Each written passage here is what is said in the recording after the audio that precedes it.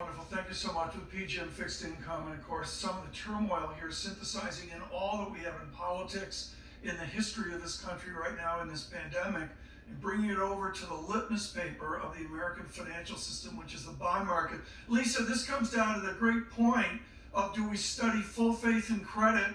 Do we study investment grade and high yield?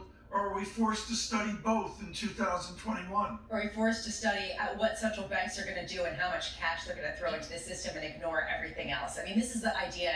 How much are you aware of risk yet still are constructive on markets? Because how can they go down given the amount of cash being pumped into the system? Yeah.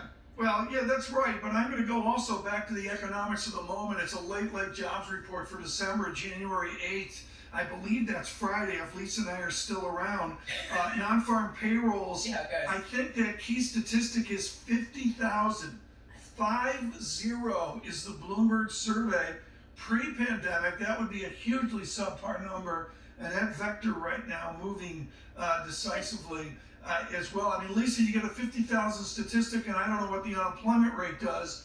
You know, all of a sudden, Biden, Trump, you're talking about another tranche of stimulus, and we haven't started the one we just voted on. But then people start to bid up the market. I mean, this is the incredible irony. That's bad. That means people are losing their jobs and are out of work, and yet people will view that in markets as a potential positive because of additional stimulus, which goes to being constructive even if you see all the risks and all the pain, Tom. I just wanted to get that gloom moment in there with Lisa Bramlowitz. I hope we were successful. Did we nail it? We nailed it. Radio and television worldwide. A dose of gloom on Bloomberg. Thank you so much. Coming up, my interview of the day.